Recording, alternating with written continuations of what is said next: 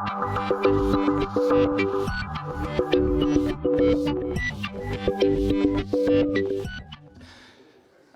right, hello, and thanks everyone for being here today. This is Shut the Front Door. So let's get this out of the way right away. I want to thank the B-Sides guys for doing this. Good work today. All right, so what's this talk about? Well, I'll be talking to you about RFID access controls, which are shockingly bad. Essentially, they leave your doors open for anyone with a bit of knowledge and a few dollars. So chances are one of the technologies I'm about to talk about is installed in a building that you work in. And since you're here, I'm assuming that you're security people, so this might give you a bit of a headache. Hopefully a few laughs. So a couple questions. Has anyone here ever cloned an RFID card? Couple people, 3 or 4 or 5. Okay, good. So hopefully this isn't repetition for too many. Who has one in their pocket? Oh, awesome. Okay. So, okay, this is like that Charlie Miller talk where he tries to get to your phone with Bluetooth. Okay, person that I've never met. I'm winning chill. All right. I just copied his card, okay? That's how easy it was.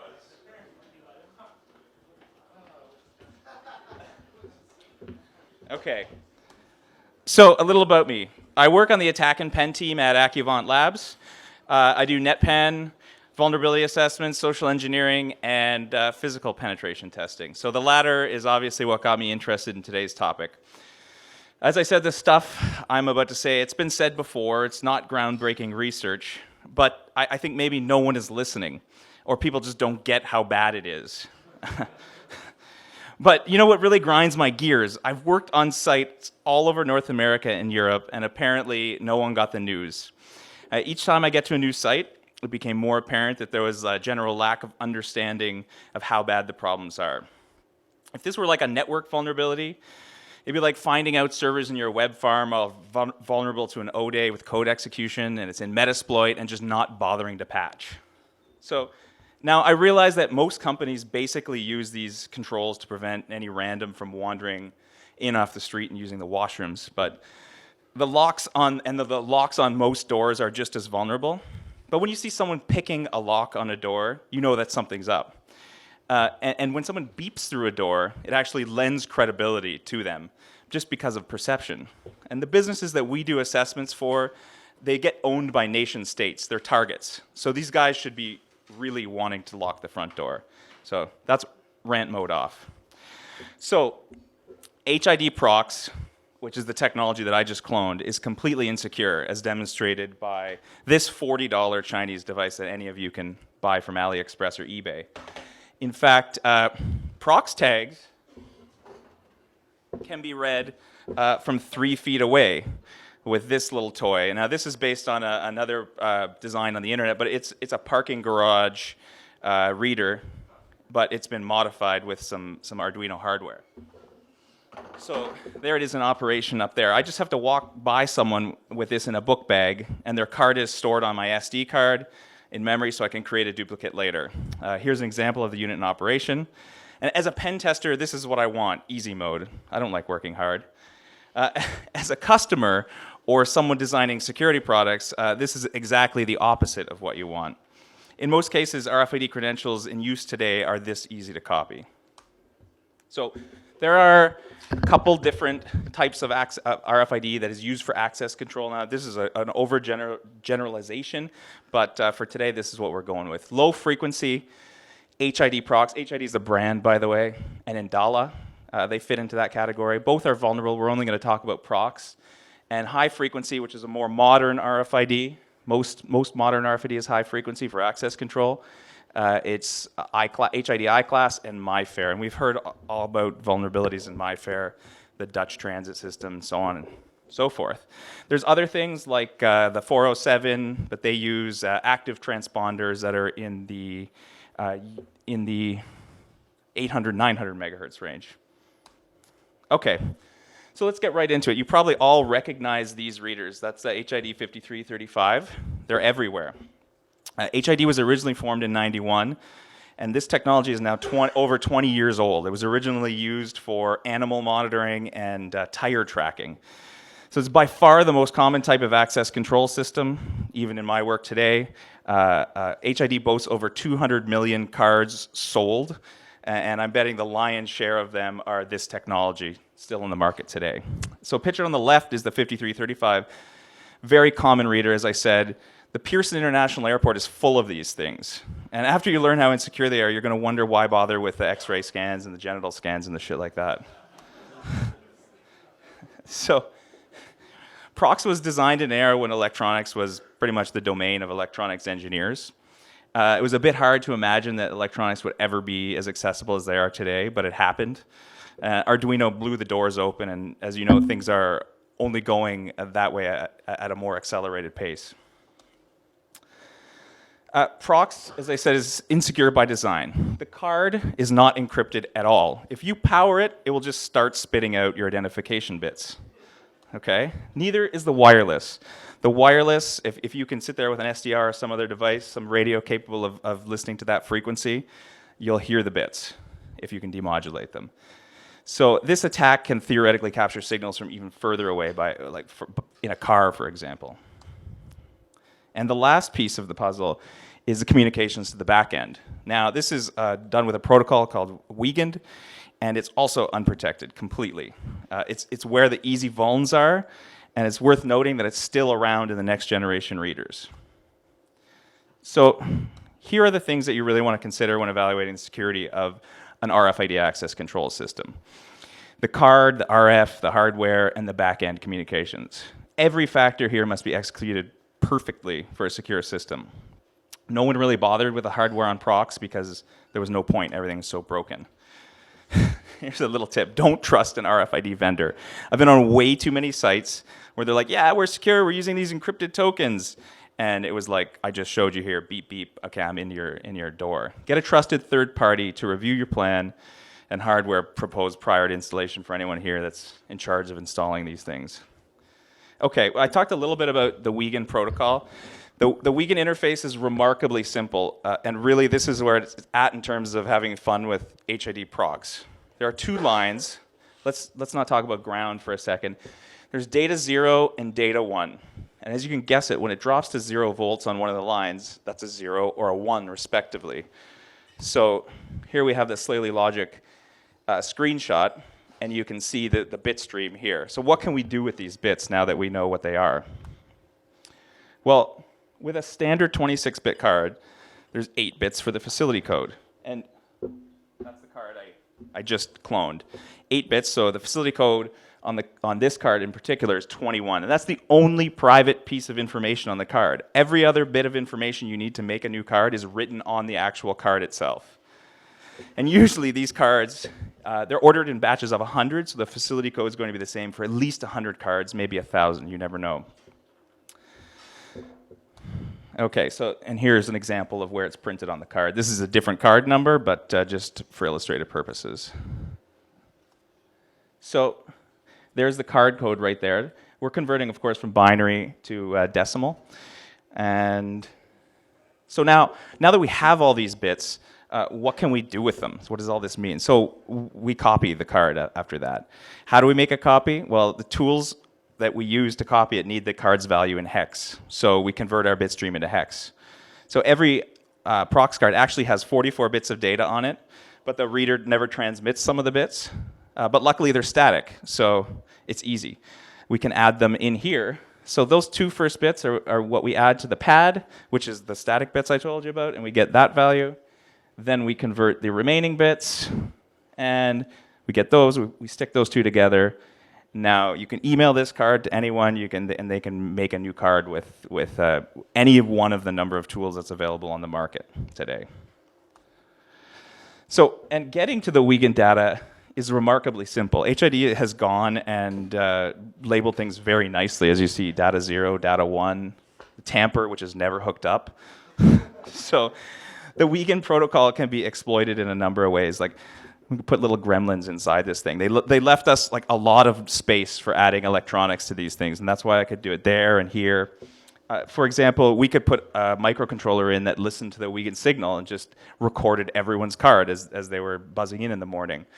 Or, for example, we could brute force the lines. It only takes 50 milliseconds for one card read to go across the Wiegand line. So that's 65,535 theoretical cards in 30 minutes. That's pretty easy. Or we could combine the replay attack idea with the bug, add some wireless, maybe Bluetooth or 802.11, and we have a remote control door opener. Pretty awesome. Spoiler alert, Eric, the next guy, and I are actually building that, hopefully to add to this presentation. So in summation, the Wiegand protocol is completely fail, and so is HID procs in general.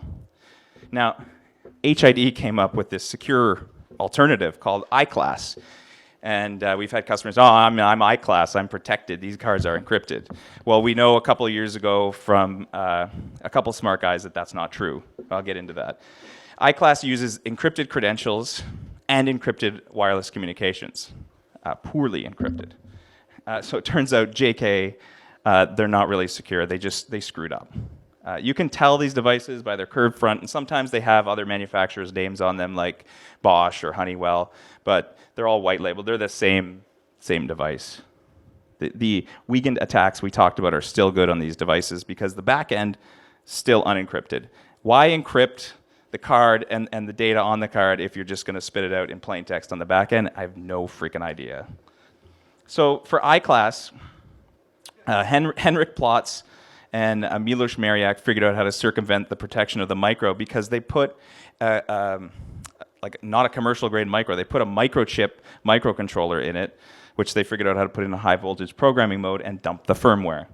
After that, it was game over. They had the encryption keys, and they found that the encryption keys on this system were used worldwide, the same keys. So, fail.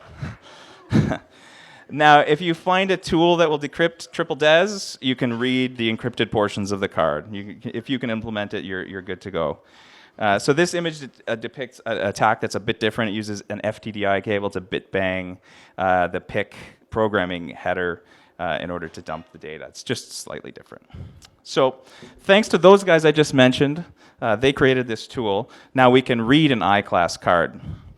So I read the data from one using a USB reader, which I have here today. I have pretty much all this stuff here today if you want to see it later. The iClass card has encrypted data on blocks 7 to 9, which are highlighted there. Now, if you notice, blocks 8 and 9, if you can't see at the back, they're the same. That tells us, whoops, HID used triple DES in ECB mode, which allows us to do some heuristics on the data to see, well, that's probably all zeros. Let's see. So now I've decrypted it, and sure enough, yes, all zeros. And doesn't track 7 look a lot like the data that was on the old HID procs card? Well, spoiler alert, it is the same. So they use the same system of facility code and card code on this new card that has a kilobyte of storage. They're using like 4 bytes here. So if we convert the hex data from block 7, we can see it's the same. I'll just go through this quickly. Block 7 was this. We go to the binary, and again, the left side is the card code, and the right side is, sorry, other way around. The left side is facility, right side's card code, decode it, it's 161.89.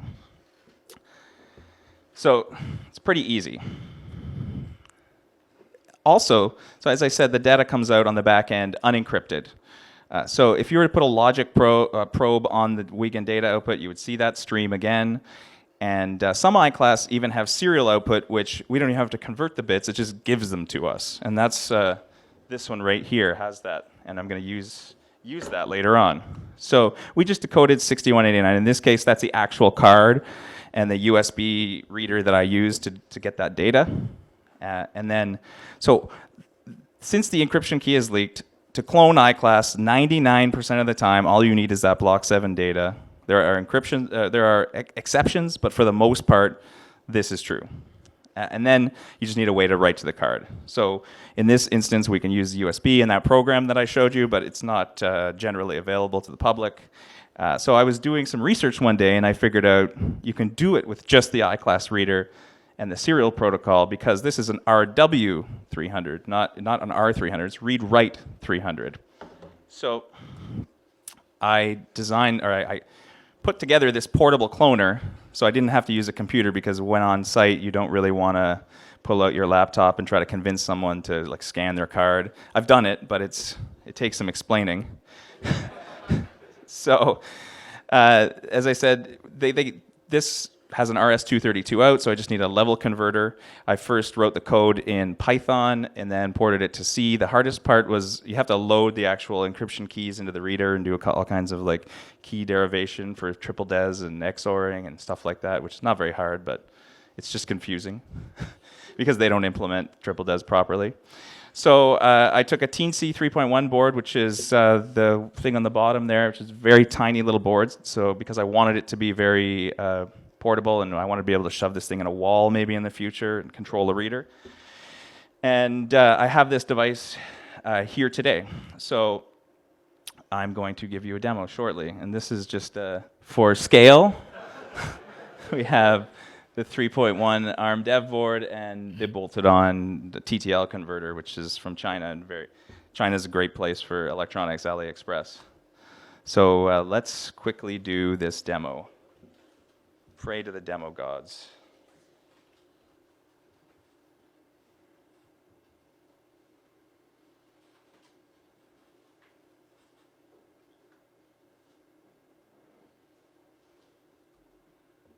All right. So, can everyone read this? So, this is not on right now. Let's turn it on. Success. Okay, so yeah, we can, let's mic this thing. We can do all kinds of fun things. You can program songs into it. And as I said, when you read a card, there you go. So 5A is the end of that string, and as you see on this card, it's 5A. So we'll read it again just to prove. If anyone else has an I-class card, they can bring it up, and I can show you this. Show you what your data is. This is a different card. So each time it just spits out the bytes unencrypted via serial. So I'm going to stick the card there and leave it there this time. And then I'm going to try to read a section, the block 7 of the memory with the reader. So it's been controlled by serial right now, but I could put buttons on this. All of this is running in the Teensy 3.1, so I could put buttons on it and do all of this completely standalone of the computer. I just didn't have time to implement that. So what we've read here is nothing because I haven't selected the proper key to authenticate to the card yet. So you see those FFFFF, that's the data that should be coming back from block 7. So if I select the key, I get a 529000, which is the hex code for all good. And then I go read. And of course, now we get the encrypted data. And so I'll remind you that this card ends in 54 when I scan it. But if I select the key again and I write the other demo card to it, now it's been written, take it away. And now it's a different card. So there you go. An I-class card cloned, which you're not supposed to be able to do, especially using the own reader.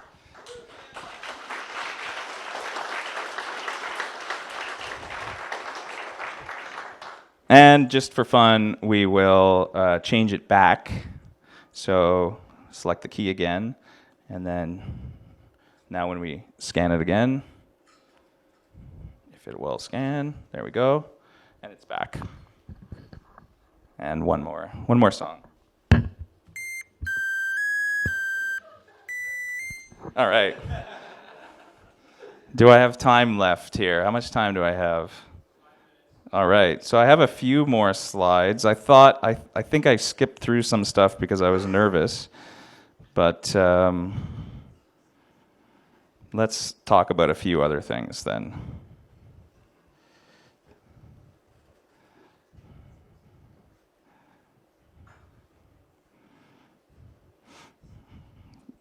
Yeah, this was my ending slide at first. I thought it was pretty clever, but apparently you don't. So this is how HID implements security on these readers. By the way, they pour a bunch of epoxy into them, so you can't get access to the electronics. So dudes take like pretty dangerous stuff like concentrated nitric acid and pour it on there to get to the board and do reverse engineering on them. It's kind of neat. And this is absolutely terrifying. So these I-class devices, they hook up to the network.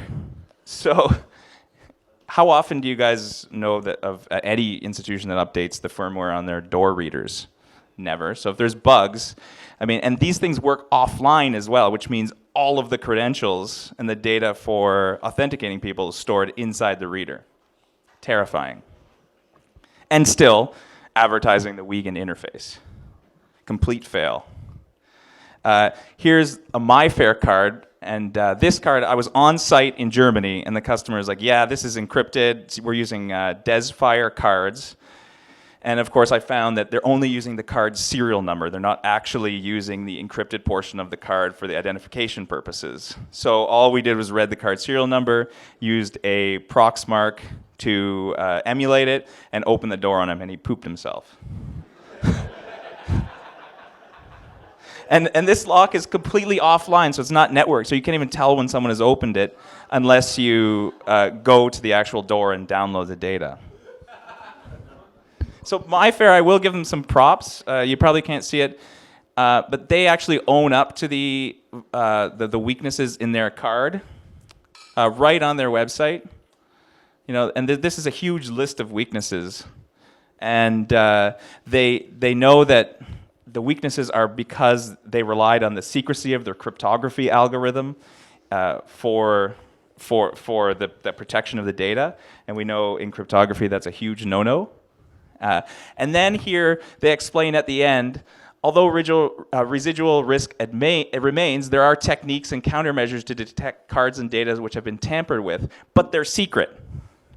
It's like no one can ever learn. Bruce Schneier actually said, the security of MyFair Classic is terrible. This is not an exaggeration. It's kindergarten cryptography. Anyone with security experience would be embarrassed to put his name on the design. And this is us in Germany. Again, this is my coworker, where we found a MyFair Classic card that was using being in use for a cafeteria system, and people would actually stick money, euros, in the machine. It would recharge the machine. So of course we broke the card and we recharged it ourselves and started buying stuff at the cafeteria. And the great thing is you could actually go and get cash refunds. So we were making some money on this gig. All right. So I've got a bunch of links here too if you're interested in some of this stuff. As I said, this is kind of standing on the shoulders of giants. The only original stuff was I worked with the guy from proxclone.org to understand how to talk to this reader. But come to me after for sure. I see is there a hand up there in the back? Yep. I was just wondering if you had any positive recommendations to give clients. Not for the RFID stuff usually. I tell them that it's really broken and what they should look for to fix their system. Apparently the new I-Class SE line has learned from a lot of the problems after like much pain. But for example, they have readers that are multi-class, and this is one of the SE readers here. It says right on it, multi-class SE. So this will read a standard prox, the upgraded I-Class, and then the I-Class SE. I'm convinced that there's no way they turn off the legacy portions of this, so it's always going to remain vulnerable as well. So I don't know. And configuration is also a huge issue because the vendors, and that's why I said never trust the vendors, they always misconfigure something, so we're getting in one way or another. Yeah. Does HID have any implementation of physical access SAM, like having a chip to validate the card? I have never encountered one. I know that, in terms of biometrics, HID originally they were storing biometric data on the card for verification. So if you could get a reader that was an enrolling reader, you could enroll your thumbprint on a card.